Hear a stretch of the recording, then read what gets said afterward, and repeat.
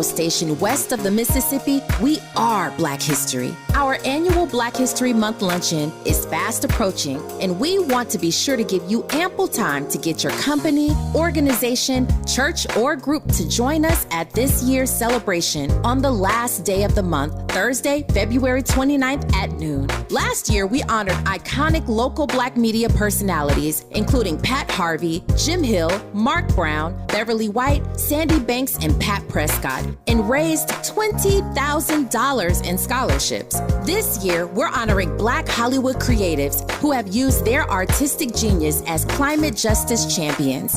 At this year's luncheon, we will be showcasing and sharing their inspiring work on our big screen. Plus, a scrumptious meal, live music, great company, and lots of fun with your favorite KBLA Talk 1580 hosts. So contact us today at info@smileyAudiomedia.com or call 323-290-4690. That's info@smileyAudiomedia.com or call 323-290-4690. We hope to see you Thursday, February 29th as we close out Black History Month. At KBLA Talk 1580, we've got your Black. Infusing a sense of fun and entertainment in every episode.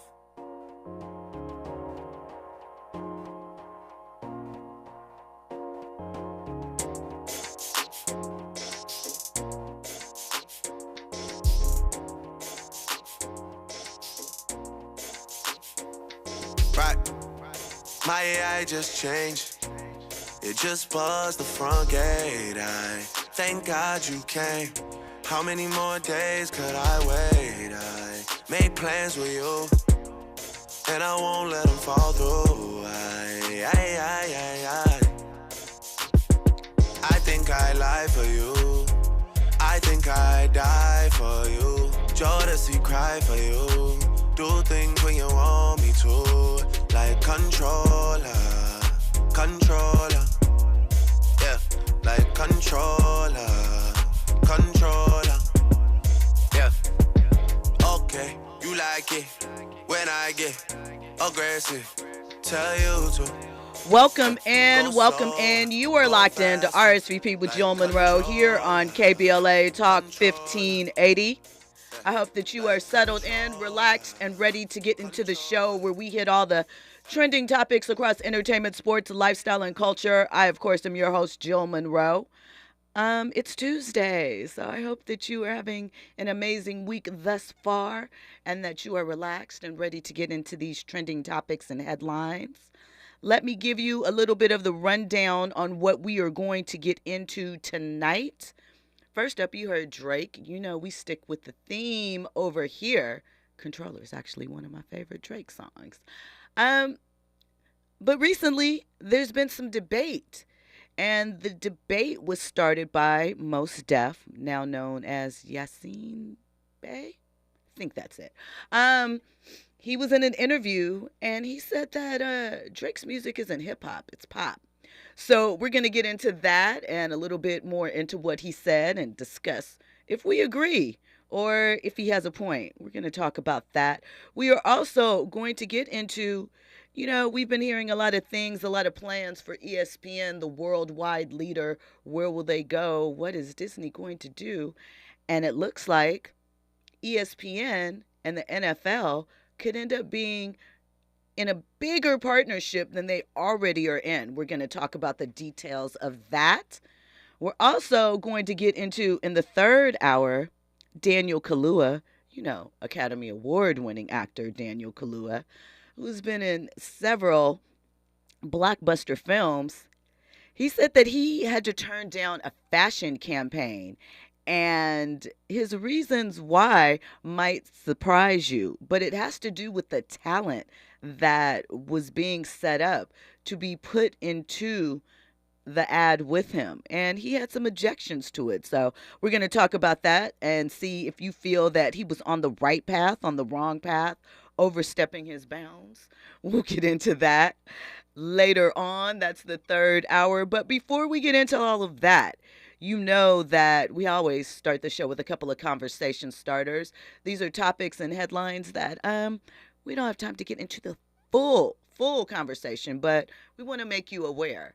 First up, it's January 16th, so we have to shout out Aaliyah. I think Sade. Lori Harvey's birthday is somewhere around there. Tomorrow, well, we can get into the tomorrow birthdays tomorrow because there's a plethora of birthdays that are also on January 17th. But shout out to the Capricorns and, baby girl, we always miss Aaliyah. Blackground has announced that there will be a new Aaliyah album dropping. I think it's called Unstoppable Aaliyah. Hate the album title. Not really sure what's going to be on it. If it's pieced together old songs, if it's reworked. I can say I know people have been waiting for a long time for Aaliyah's old work to be put on Apple Music. I guess it finally was maybe a year and a half ago. And I'm not really a fan of what I feel they're coming with new material. But I'm open. We'll have to see. They might surprise us. But yeah, for me, they could keep it. Just put out the, older stuff. And I guess it depends on how you feel about certain things, which Aaliyah album you actually are going to tap in with. But, the Red album, which is the Aaliyah album. And then the one before that, One in a Million, obviously that one was produced by Missy and Tim. Those are still good. Those are still safe, I should say. Also, Monday night was the Emmy Awards, and some are saying that it was one of the most diverse Emmys as far as winners that we've seen in a long time. If you're unaware, Quinta Brunson, she won Best Lead Actress in a Comedy Series, and I'm going to mess up her last name, and I had it 2 days ago. I don't now. She stars in The Bear, which is the restaurant comedy. Not comedy. I guess it's a what is the combination of both? Dramedy, series. That also is about life in a restaurant called The Bear. She received Outstanding Lead Supporting Actress in a Comedy Series. We also saw Elton John receive his Emmy, so he has now become an EGOT. And for Quinta, it was the first time in 42 years since Isabel Sanford won for The Jeffersons that a Black woman had won for a lead actress. As far as the other categories, supporting actress in a comedy series, Jackée Harry won in 1987 and Sheryl Lee Ralph won last year in 2022. So, improvements, but we'd like to see a bit more. Niecy Nash also took home the honor for her guest appearance in the Jeffrey Dahmer series that was on Netflix. And we're going to talk a little bit later about her acceptance speech. And then what further happened backstage when a reporter named Muriel, shout out to Muriel, I love her, asked her a very important question about her acceptance speech. So we'll get into that shortly. All of that and more. You're locked in to RSVP with Jill Munroe here on KBLA Talk 1580. Infusing a sense of fun and entertainment in every episode. You're listening to RSVP with Jill Munroe on KBLA Talk 1580. More when we come forward. The possibility of lung cancer can be pretty scary, especially if you're one of approximately 8 million current or former smokers at high risk. That's why SaveByTheScan.org wants you to know that now there's a breakthrough low-dose CT scan that can detect lung cancer early, and it only takes 60 seconds. You stop smoking, now start screening. For an easy quiz to see if you're eligible, visit SaveByTheScan.org. It could save your life. SaveByTheScan.org is brought to you by the American Lung Association's Lung Force Initiative and the Ad Council.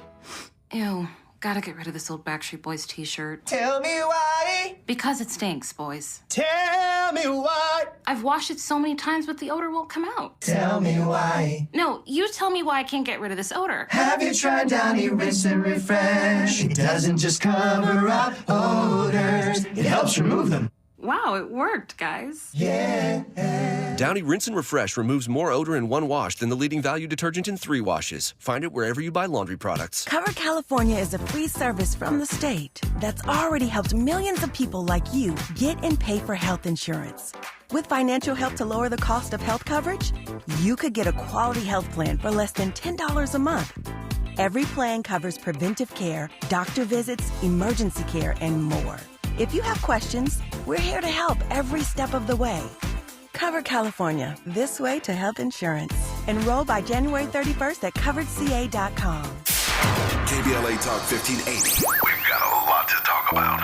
KBLA Talk 1580 believes in community empowerment through the arts. Tia Chucha Central Cultural is on a mission to transform community in the Northeast San Fernando Valley and beyond through ancestral knowledge, the arts, literacy, and creative engagement. The Northeast San Fernando Valley has a population of about 500,000, the size of the city of Oakland, yet it has no bookstores, art galleries, or full-fledged cultural spaces until Tia Chuchas opened its doors in 2001. Founded by renowned poet and activist Luis Rodriguez, Tia Chuchas Cultural Center provides a year-round free or low-cost arts and literacy bilingual intergenerational programming in mural painting, music, dance, writing, visual arts, healing art sessions, and healing talking circles. Activities also include Mexica, Aztec dance, indigenous cosmology, philosophy, and 2 weekly open mic nights, one in Spanish, the other in English. In addition, they host author readings, film screenings, and art exhibits. To express yourself, heal yourself, attend an event, or volunteer, please visit www.tiachucha.org. That's TIACHUCHA.org. This is a community call to action from KBLA Talk 1580.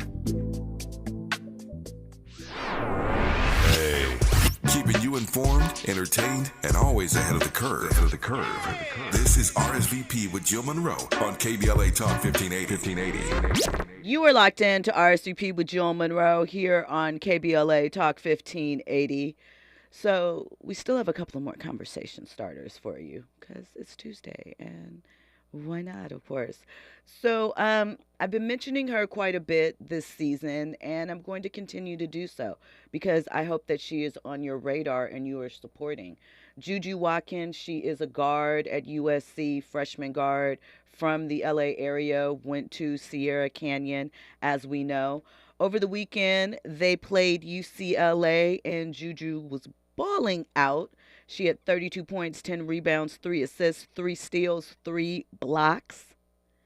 And I just want to make sure that we are keeping in the loop of this young woman with a budding career. Chris Brown was in the audience, a couple of others, or in the stands, I should say, to watch the game.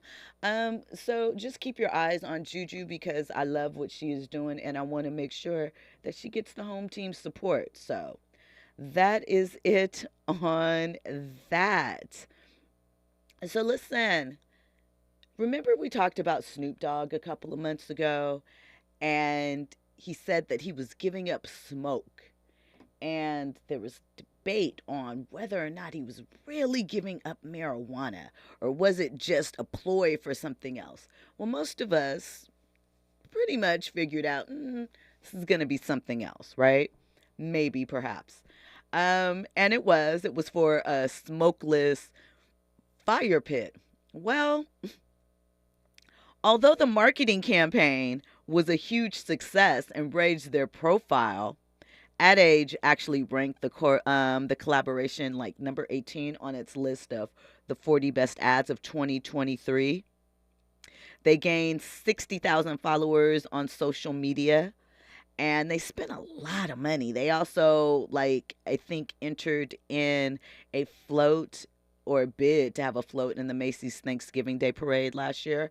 Well, they have had to get rid of their CEO as a result of the underwhelming results of the solo marketing campaign with Snoop. Although it gave them several social media impressions, it raised brand awareness. It did not convert to very much, right? They expected a bigger sales lift. And with the increased marketing investment, i.e. Snoop's payday that they had to give him, because remember, Snoop told us, I do not use all the products that you see me endorse. They had to let go of their CEO. They said that revenue for the year is expected to be between $490 million and $500 million compared to its previous guidance of $520 million to $540 million. So they,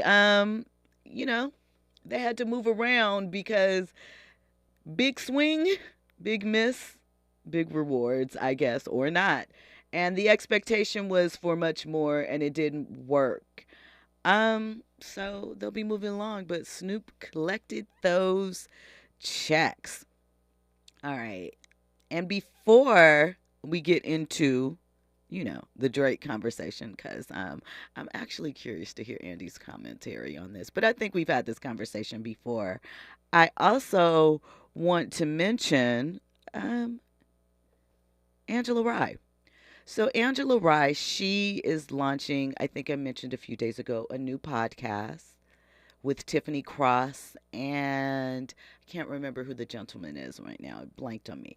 But she shared recently that she received a text from Chris Cuomo that devastated her on New Year's Day in 2021 when she posted a photo of herself looking forward to the new year. She had on a gold sequin bikini, right? And she said that Chris Cuomo texted her back and was like, "Happy New Year's, tinsel crotch. She said she was embarrassed. Her feelings were hurt. She didn't know how to address it. She didn't know what to say. And it really put her in a compromising position as far as work. It is one of the stories that she shared on a recent appearance on, I believe, was it CNN or is it another channel? In announcement of the new podcast. She goes more into details of the story on the new pod, but she said it is part of the reason why she made the decision to kind of move in a different direction as far as her work environment and career. So, we wish peace and blessings to Angela and good luck with the new podcast. And hopefully she won't be subjected to those type of situations in her environment moving forward. Okay, so Mos Def, Yasin B. He has recently, in a recent interview, come out and expressed how he does not feel that Drake is real hip-hop music. He feels that Drake is target music, and not about Drake's music per se, but I do understand that there is certain music that feels it's for your shopping experience, it's background music, it's not too offensive, it's just there to be ambiance effectively.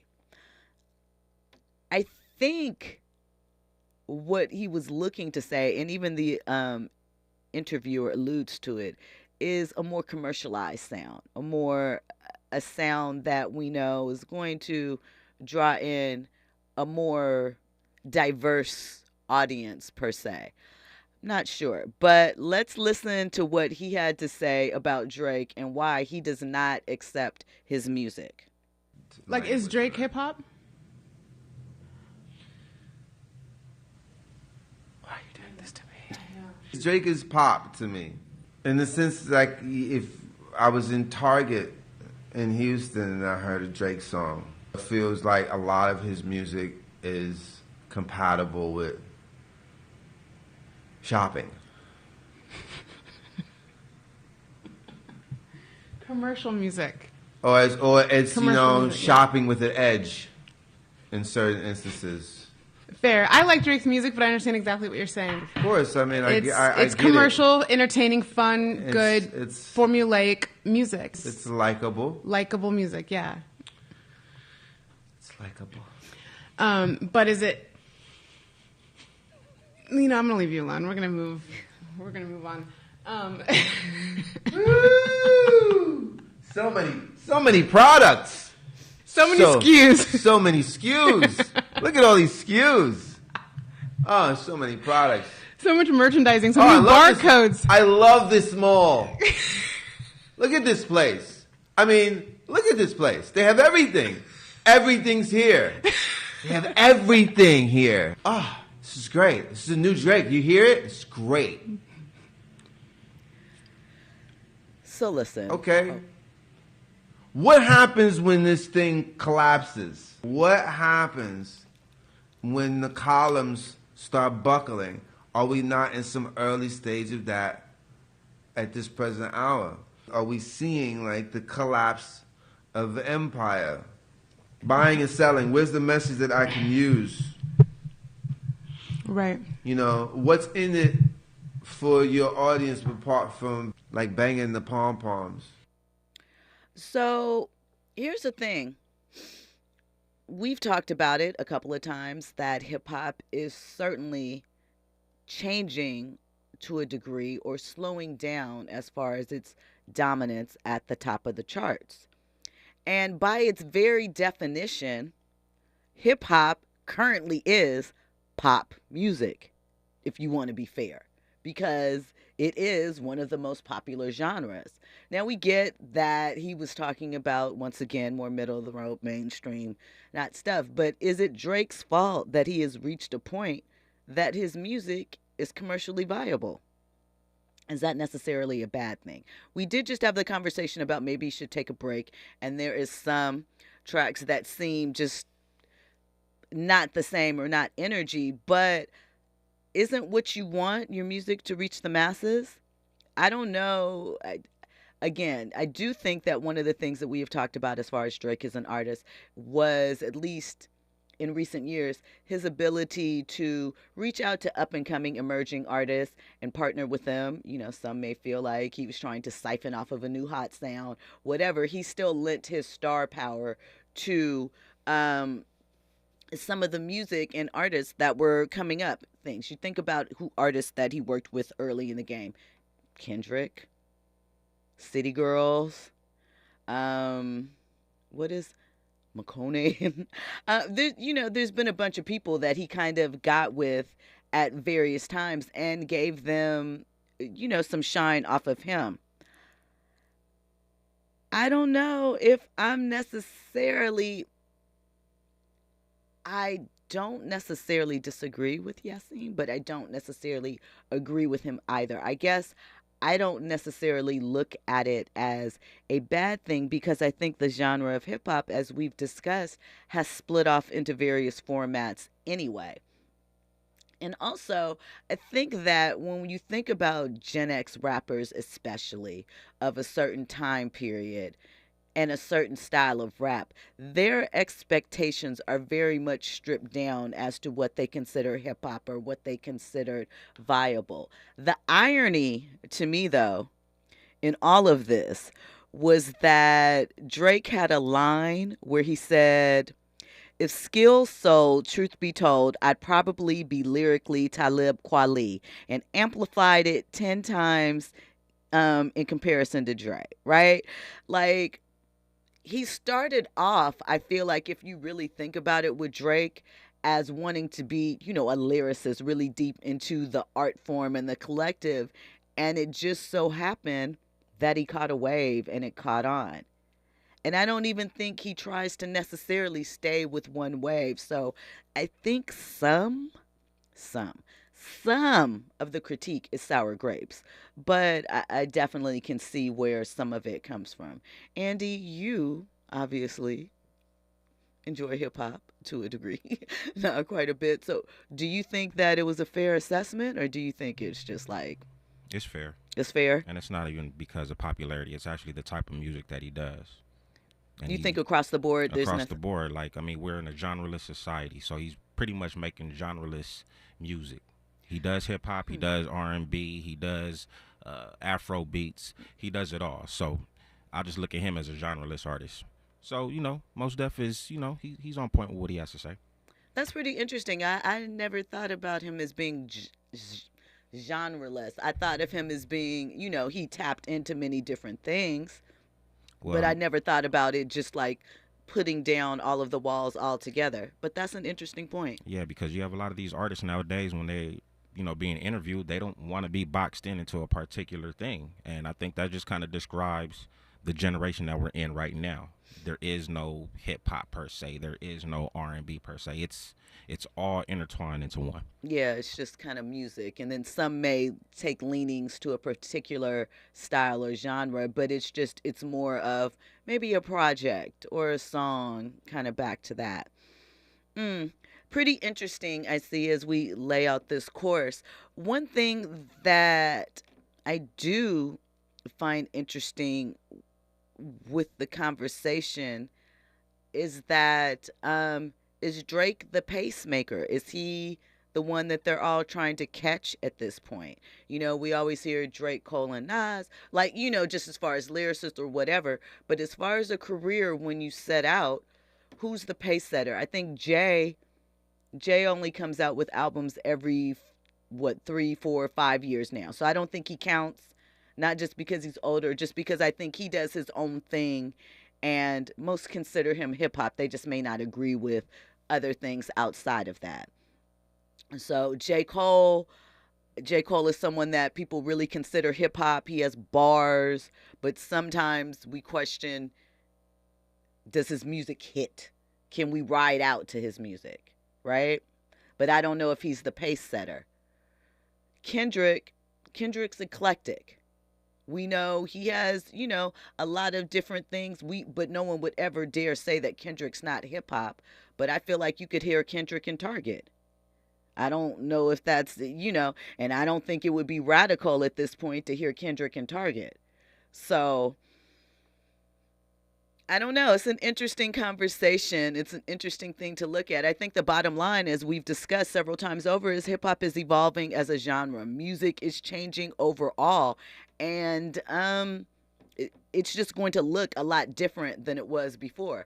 I mean, I hate when they bring up hip hop, because who is still embracing all the key elements of hip hop? How many people are really, really out there, you know, perfecting the dance craft in that manner? Like, we see dancers, but we don't think of the dancers for the most part as a crucial part of hip hop, as part of a hip hop show or things of that nature. We know that because we talk about a lot of the performances, and the ones that have been stepping it up as of late have been the women. So that's one, right?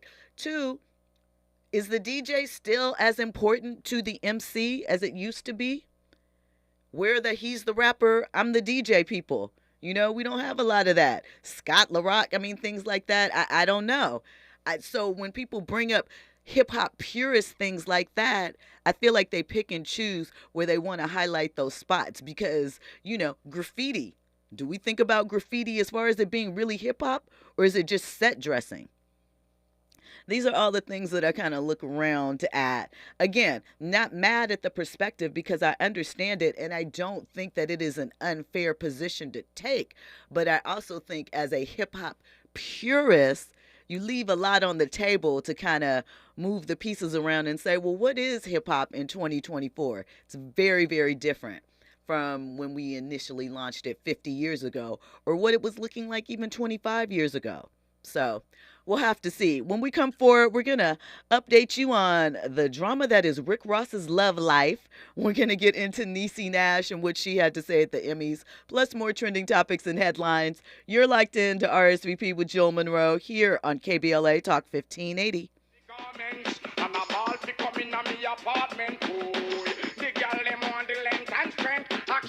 Speak louder than argument. But you can't just diss and come tell man sorry. You can't listen to me talk, then go tell my story. Nah, it don't work like that when you lost somebody. RSVP with Jill Munroe is your go-to show for staying in the know. More engaging conversation when we come forward on KBLA Talk 1580.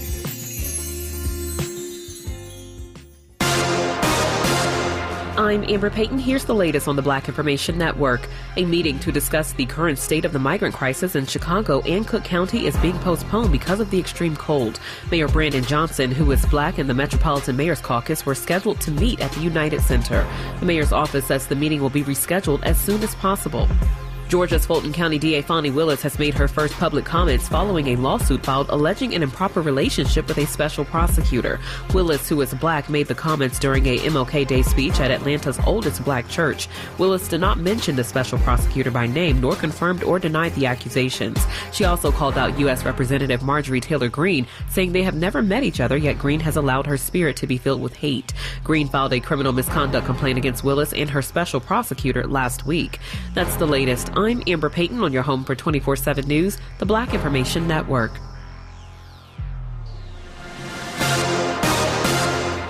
Right now, there are young people across the world facing a tough choice: continue their dream of education or drop out to help their family put food on the table.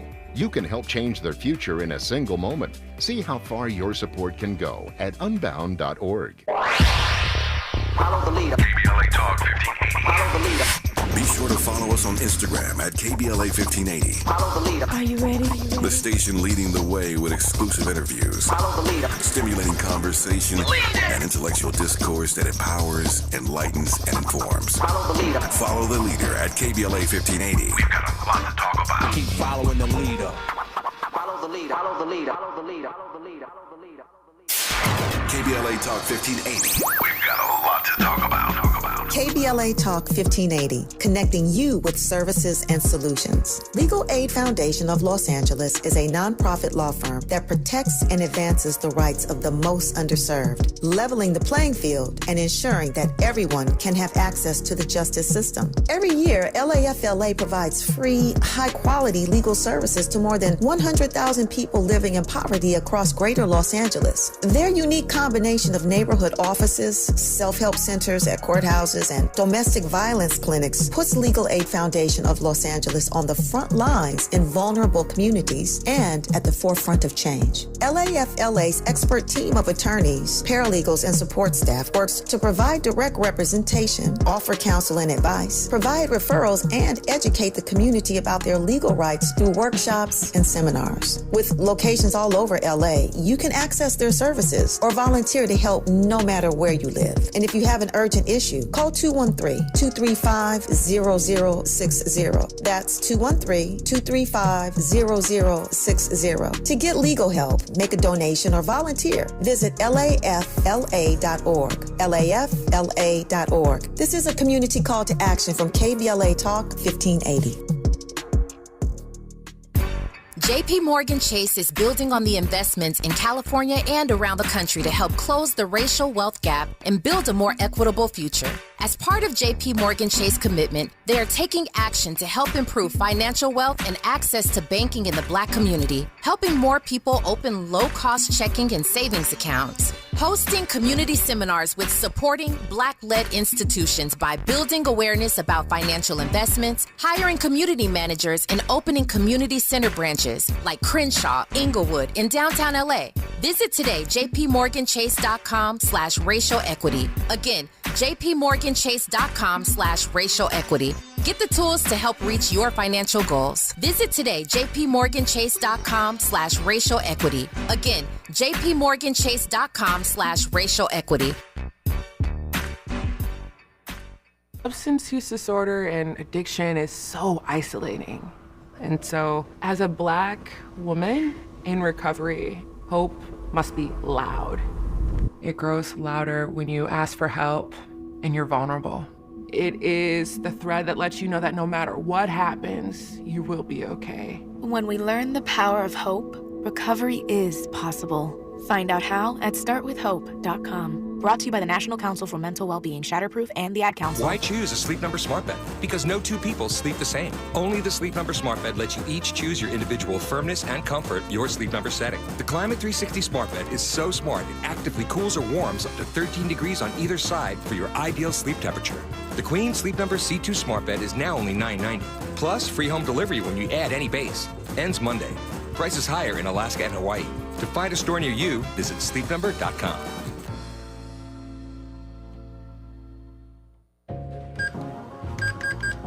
You're all set with your Medicare prescriptions, Mrs. Brown. This is not just low-cost copays at Walgreens. I can actually help you set up 90-day refills if you want. This is having a partner you can trust. Get low-cost copays, 90-day refills, and delivery from your neighborhood Walgreens. This is being independent. Together. Walgreens. Restrictions apply. For details, see walgreens.com/pharmacy.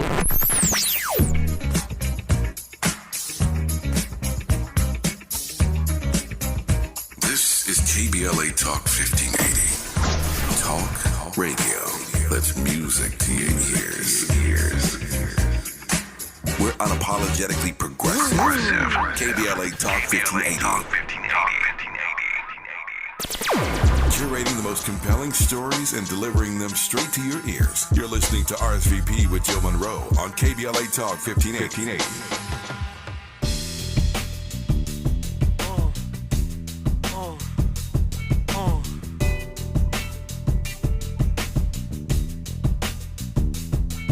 From my Diddy view, I think I see his vision too. Purple rain over Central Park, chillin' with my homes. Big pops and Sades, Cirocs and Chardonnays. My gassy, sassy, so my penthouse, my balloon. We doing it big, it's going down 9/11. I'm doing it big, pulling up in the 9/11. I've been trying to for months. Baby girl is now or never. Got the condo on the beach, so through our storms we shall weather. We shining when it's pitch dark. Yeah, this a movie, but this time I play a big part. The market and look at what I'm accomplishing. I'm beating by margins bigger than Fran talking. All these cars, all these stars, all around me. Put your eye to the sky, that's where you'll find me. 'Cause we are super cool, yeah. All right, welcome back in to RSVP with Jill Munroe here on KBLA Talk 1580. You know, we had to have a little smoothness from Rick Ross to counteract all the chaos that is currently jumping off in Rick Ross's love life. At least it looks to be that way outside looking in, as his ex-girlfriend, child's mother, she's his son's mother, and his current girlfriend, Christina Mackey, ex being Tia Kemp, they have kind of been subliminally, directly going at each other for the past couple of days, ever since Christina showed herself making some tacos for Rick Ross with tomatoes on it, which Tia claimed Rick Ross doesn't even like. Well, that started a little back and forth, where Tia was really going in on Christina, the new girlfriend, who is also a trainer, who has said that, you know, women that are upset with her loving her man and how her man loves and publicly supports her, because according to her, Rick Ross has never been public or this public with a woman before her. And she also said that Tia was pathetic trying to go on fake pages and insult her. And Tia told her, yeah, because you blocked my page before I even had a chance to, so unblock me. Tia is very direct. She, people are amused by her commentary, but in her commentary and the back and forth, because as I said, Christina said that Rick has never been this public with a woman before, and I have some questions about that I'm going to run off to you guys. But she also let it slip that Rick Ross has a 2-month-old daughter by someone else. And, you know, that, of course, started a lot of things happening. The mother, who is also, I guess, allegedly a model, her name is Sierra Nicole. The daughter, her name is, ride with me for a second, it is Ami Moon. What is Rick Ross's last name? I'm sorry, but it does have Ross's last name. The way that it was confirmed, someone left a comment on her Instagram page. It's pink with 2 eyes _bombshell if you're interested. And they said, congratulations on your new baby with Rick Ross. And she said, thank you. Well, Tia decided to share that Rick has 2 new babies, actually, and that Tweety Bird, that's what she called Christina, should chill out and relax. So I don't know. This back and forth, pretty petty, typical, you know, it happens. Tia might be a little intimidated, you know. She has sent messages to Wendy Williams when Wendy Williams has commented on the goings on. Tia also sat down for an interview with 50 Cent when they were going, they, meaning 50 and Rick Ross, were going through their beefs and utilizing each other. 50 also released a intimate video of not Tia, but Rick Ross's other child's mother during the time of all of this. So it got pretty low. It got pretty nasty, right? And, you know, Rick Ross claimed that Tia turned his son against her, whatever. But I want to talk about Christina. And, we mentioned this before, how, of course, in the excitement of your relationship, of course, everybody has the opportunity to evolve and be a new person in a relationship with someone else. That person may bring out better qualities in you. You may have grown from past experiences, so everyone can change. However, the idea that Rick Ross was somehow discreet or hidden with his past relationships, absolutely not true. He had a girlfriend, Shatira, who he was very, very public with. She was a designer. He featured some of the same poses that he had with Christina with Shatira. Rick also dated Lyra Galore. I believe that's her Instagram name. She was an Instagram model, exotic dancer. They were engaged. I think it was a GQ feature that he had Lyra featured in alongside him. They had equestrian gear on because he said she had a great future behind her and things of that nature. He also had Pretty V. We know she is a comedian from Wild 'N Out, actress. They were kind of public. Ming Lee, who is a hairstylist from Detroit. I can't remember who Ming was really, really close with, but Ming was very much a social media influencer. They had a lot of photographs. Actress Elise Neal, she dated Rick Ross for a minute, and they were publicly seen together. So again, you have every right to, want to flaunt your relationship, feel great about your relationship, feel great about your man and the way that he treats you. And, if you so be it, you can even taunt others about their lack of awareness of this type of treatment. But girl, the internet never forgets, and they're going to dig up receipts on you. And sometimes it just makes more sense to live in your bliss and go. Okay? When we come forward, we're going to get into... Oh, okay. Wrong thing. All right. Well, we're going to stay right here then. So listen, I mentioned that Niecy Nash won last night at the Primetime Emmy Awards for her performance in the Jeffrey Dahmer miniseries that was on Netflix, right? It was pretty amazing. Some people, it might have been a hard watch for some. Came from a different perspective, but her performance was really, really good, right? And so during her acceptance speech, she said, "I'm a winner, baby. Thank you to the Most High for this divine moment. Thank you to Ryan Murphy for seeing me." Ryan Murphy produced the Dahmer Monster, the Jeffrey Dahmer story. That's the title of it. Evan Peters, I love you. Evan Peters portrayed Jeffrey Dahmer in it. Netflix, every single person who voted for me, thank you. My better half who picked me up when I was gutted from this work, thank you. And then she stepped into her Snoop Dogg moment. Because you remember when Snoop accepted his, I believe it was his star on the Walk of Fame, and he said, "I want to thank me."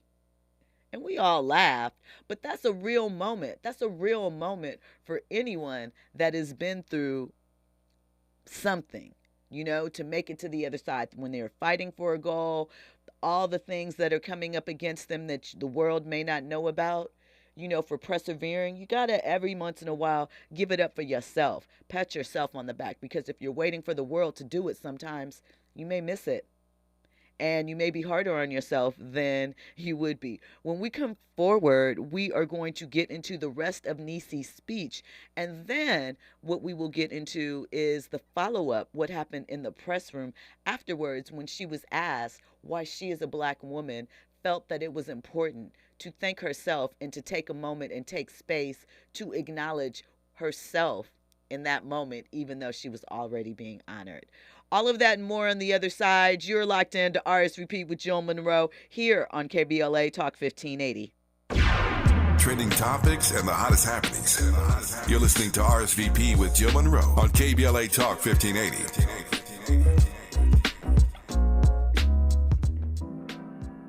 When you're young, life is full of choices. Don't let opioids like highly addictive and deadly fentanyl take away your life with just one wrong pill. Addiction is a disease that can affect anyone at any age. But there is a choice to get help for this disease. Find medically proven treatment options, including virtual, at choosemat.org. Hey LA, save water and put money in your pocket with rebates from LA DWP. Start saving with free shower heads and faucet aerators. Then save with every flush when you upgrade to a water-efficient toilet and get a $250 rebate. You can also save on every load of laundry with a high-efficiency clothes washer and get a $500 rebate. That's right, LA DWP customers can get $500 rebates on qualifying clothes washers. See all the ways to save at ladwp.com/save. The first time I tried to quit vaping, I told myself that it was like a mountain that I had to climb over. And once I got to the other side, it would be clear. But I couldn't make it over. What really got me to quit was my little sister. I saw her vaping. So I was back in the mountain, but this time, she was up there with me. It's weird what you can do for others that you won't do for yourself. Every attempt is part of your story to quit for good. Visit Kick It California today at kickitca.org. KBLA Talk 1580. We've got a lot to talk about. KBLA reminds you that when we fight, we win, and we don't black down. LA Community Action Network, or LA CAN, was formed in 1999 when 25 residents of downtown LA came together and acknowledged the problems that existed in their community and made a commitment to do something about those problems, to stand together, organize, and become a force in the community that demands change. Civil rights and preventing the criminalization of poverty are their core projects. In addition, they take on women's rights, the human right to housing, and healthy food access. LA CAN also has projects focused on economic development, civic participation, voter engagement, and community media. While downtown LA remains their home base, with a particular emphasis on the Skid Row community, in 2007, they expanded their housing and healthy food access work into South Central Los Angeles. LA CAN believes that power for low-income people and people of color is achieved through a large, active, and well-informed member base that utilizes a multitude of methods to advance their messages and goals. If you'd like to join the Los Angeles Community Action Network and organize people to fight back against oppression, please visit cangress.org. That's cangress.org. This is a community call to action from KBLA Talk 1580. Now back to more captivating conversation on RSVP with Jill Munroe.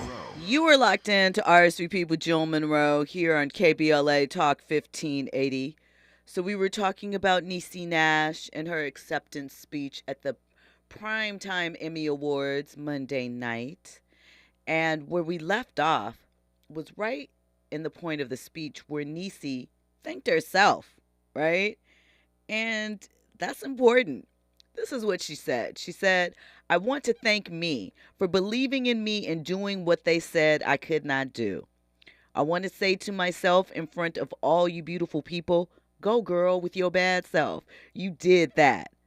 Finally, I accept this award on behalf of every black and brown woman who have gone unheard yet over-policed, like Glenda Cleveland, Sandra Bland, Breonna Taylor." Talk about it. Talk about over-policed black women and their circumstance, because not all of them will have the opportunity to stand up for themselves in the way that Miss Nash does. And of course, Nash Betts. We don't want to leave that off. She is a married woman. She received a standing ovation for that, right? And she said she is going to do that, speak the truth and the power until the day she dies, right? So this was followed up in the press room, and she was asked a question by Muriel from The Wrap. Like I said, shout out to Muriel. She is a journalist out here doing her thing. I appreciate her. So she was asked why she felt it necessary to thank herself in that speech. So I want to listen to what she had to say because I think it's important. I'm the only one who knows what it cost me. I'm the only one who knows how many nights I cried because I couldn't be seen for a certain type of role. I'm the one who knows what it's like to go through divorce on camera and still have to pull up and show out, and you still got to go home and you have children and a whole life. And so I'm proud of myself. I'm proud that I did something that people said I could not do because I believed in me. And sometimes people don't believe in themselves, and I hope my speech was a delicious invitation for people to do just that. Believe in yourself and congratulate yourself. Sometimes you got to encourage what? Yourself. And that's why it's not called mama esteem, them esteem, us esteem. It's called self-esteem, because don't nobody got to believe it but you. That means esteem of your Mickey Ficky self, as the great Cat Williams said, because I believe it was him that said that in Special, how he believes no one could make people feel insecure or whatever because it is esteem of your Mickey Ficky self. So, Cat having another sub moment in the middle of moments, if you are so inclined to believe so.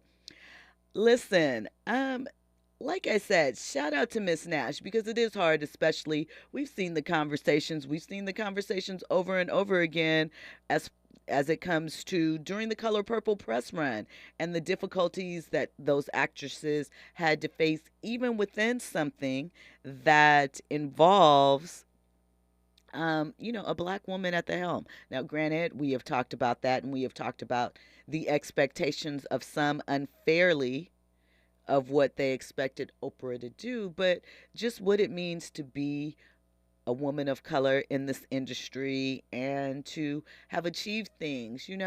What was it, the reality show that Niecy Nash was on back in the day? I think it was on TLC or We or something. Clean Sweep, that's what it was, where she would go and help people get their houses together.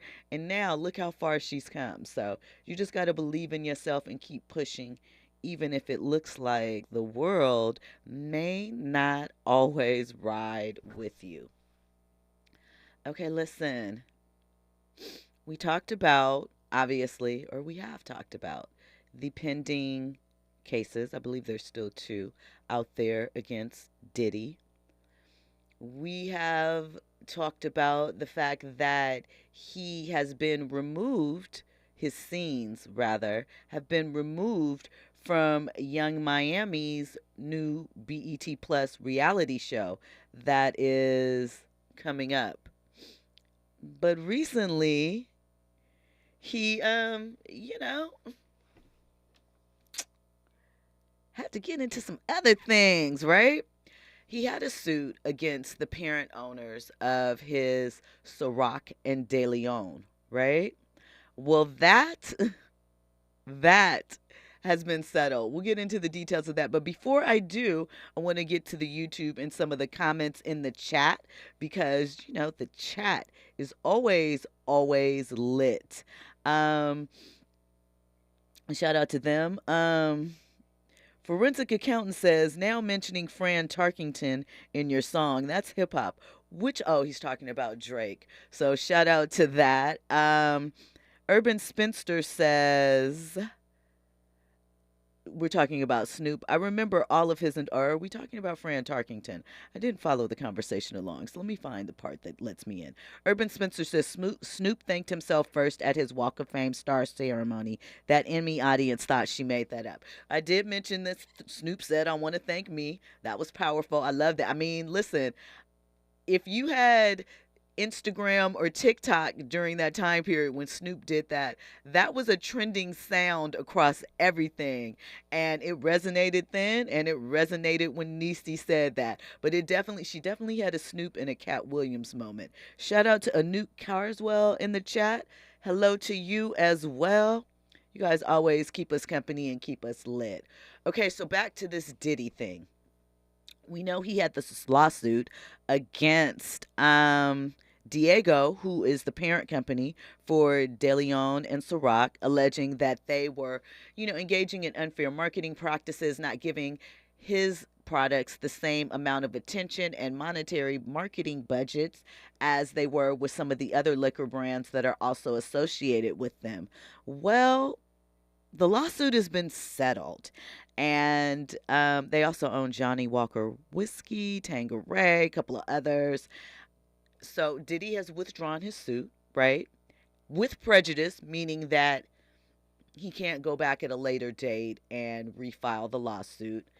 And there was some type of agreement that was reached between them and the brand. No terms of the agreement were released, but he voluntarily dismissed his lawsuits against the company. And again, I said with prejudice, which means that he can't turn around and follow up and do this. I would suspect that fighting 2 alleged sexual assault suits, plus whatever settlement he made with Cassie, and this probably was a great deal of financial output that no one really had time to deal with right now. And he probably wanted to focus his resources on the ones that were,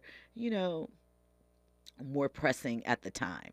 Because I could see how that could be quite complicated, quite a difficult situation to wrap yourself around, especially as we see, not that we think Diddy is going broke, not that we know what his financial situation is, but we know that he's in a bit of a pickle at the moment, and that it might be a little quiet for a little while he gets his ducks in a row and gets these legal situations sorted.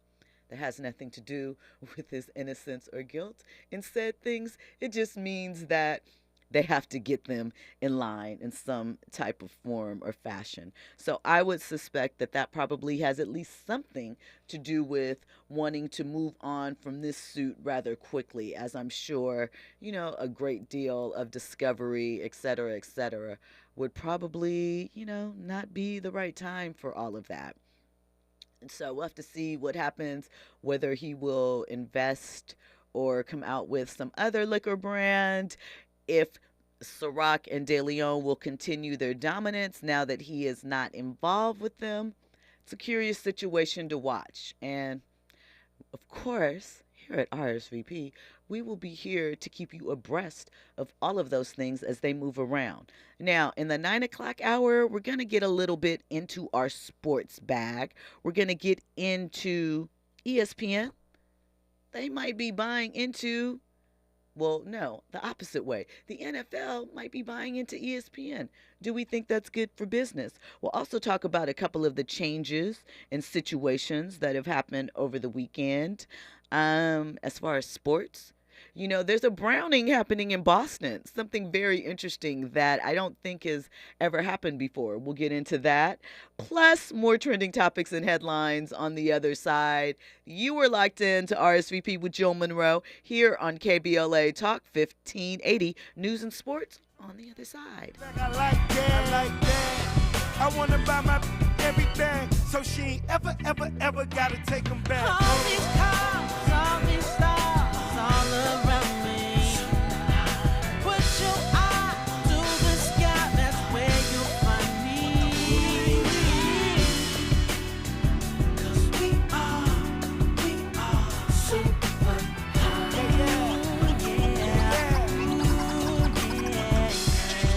If you're looking for me, you can find me in the Guinness book. Only flap, ride with the boss, take a look.